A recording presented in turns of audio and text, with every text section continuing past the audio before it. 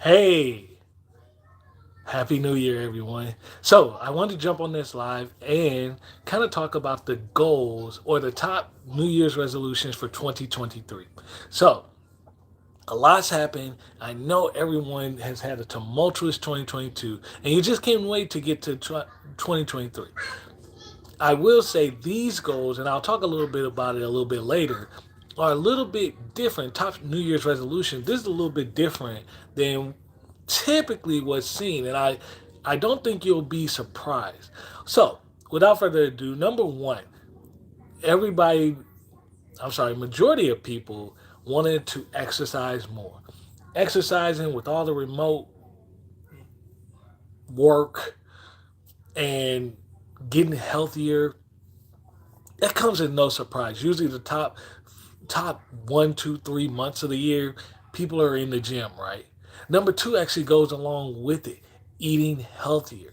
So I thought this was a little bit interesting, but when think about all the things that have happened over the past year, why would people want exercise more and then eat healthier? Well, a lot of people are at home more. A lot of people, you got remote learning, you got remote work, you got a lot more stagnant and residue from the pandemic exercises and the lockdown. And so I can understand that with all the mental health challenges, people may have put on some weight and aren't quite excited about their eating habits and wanted to change that. And honestly, exercising without eating right, they kind of go hand in hand. Number three, they want to lose weight. Those top three, so they're all kind of in the same bucket. They either they want to exercise more, they want to eat differently, and then they want to lose weight. Naturally, if you exercise and you're eating differently, eating healthier, you will actually lose weight. The next top resolution, number four, is saving money. This is actually interesting because, there's no doubt about it that people, you have one side of the camp that already thinks we're in a recession, and then there's another side of the camp that believes if we're not in a recession, we're definitely coming there soon. So, what better time to actually get a better grip of your finances is to actually save money? That can be extremely helpful. But it does make sense because considering the environment with the inflation, with the rising cost of homes, food, gas is kind of tapered down, but things all around you, you're seeing the price inch up. I think recently Disney Plus actually went up, inched up, as well as all the other streaming services are starting to inch up.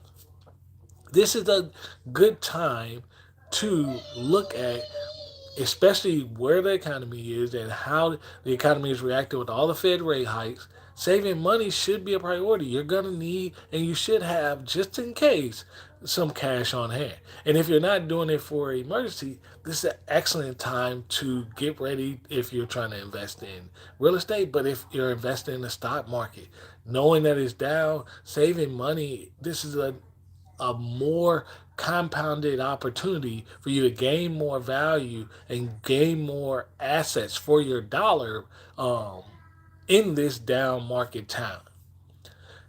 The next one, number five, top resolution is people want to spend more time with family.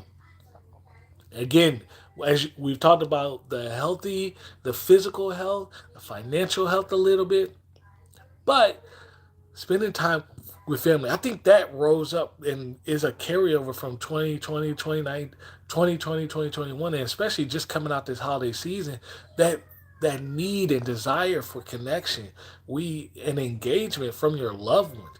We've all not just seen many celebrities that have been a part of our hearts and entertained us and impacted us from all different walks of life. But just the fact of being with your friend, how many people have you had come down with an illness this year? Or maybe I know personally, close friends and close people of my friends have actually passed just this year. And that's tough, but what it does is it starts to, it just reignites and reminds you of how finite time is and how much you can not control when it comes to that aspect. And it makes the value of being able to spend time with those you love that much further. Number six, spend less time on social media. I recently upgraded my phone, and now it just bombards me with how much time I spend on my phone or on social media. But I mean, honestly, with everything that's gone on via social media, with the if you're looking at how people speak about the high value man and dating and marriage, if you're on TikTok or if you're on even YouTube, the consumption of these social media channels is just extremely high, and more it's you're seeing the effects of long term viewing, not just through your eyes and how your mind works, all that is affected by your time on social media.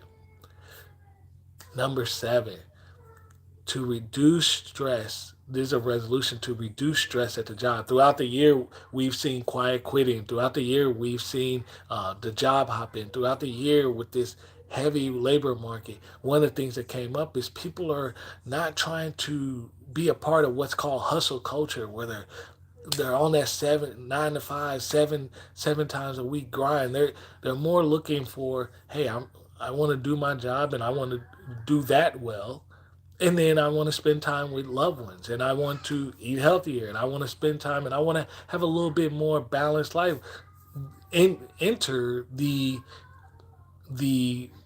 value of remote work and what that had done over these past couple of years to help people understand um, how they can do what they need to do from a professional standpoint, but also they can still connect with their family, and they don't have to necessarily, it doesn't have to come at the suffering of work to miss the ball game or help a kid with their homework or be able to clean home while their kids are there.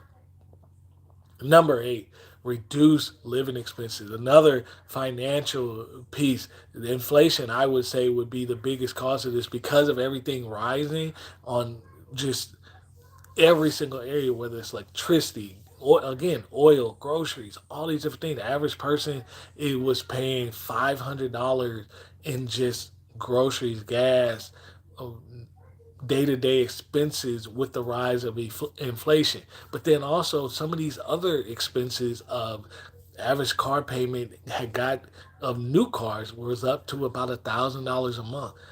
Crazy amounts that we're spending to try to maintain just the lifestyle. And so when you look at where you are this year and what you're trying to do and what is pressing on people's lives, what is pressing on people's minds, you'll see a big shift because in previous years you usually see pay off debt. Even though debt levels are rising, people aren't necessarily focused on that. They may be focused on saving and they may be focused on lowering their expenses so they can manage their day to day a little bit better. But they're not focused on debt like normal. The health, not just the mental health from spending time with family and reducing stress, but people want to eat better. They want to exercise more. They want to get more, decrease or lose weight. Those are things that are calling out from, in my opinion, an outcome of COVID and how it's just changed everyone's paradigm for how they want to live their life. And to be honest, I like this is probably one of the better lists I've seen because it's not heavily focused in one particular area, typically financial, but it's really balanced in relationships, mental, physical health, as far as what you're eating, what you're taking in your body, sleep, all those different things, exercise, and then financial, covering a multitude of different areas. How do your goals align for these new resolutions? What's some of your new resolution? What's some of your goals? Let me know in the comments. And you're being a part of one of my goals, and that's to go live this year on YouTube. So, hope you guys are off to a good start. We're going to have a great 2023, and I can't wait to see you guys in the next video.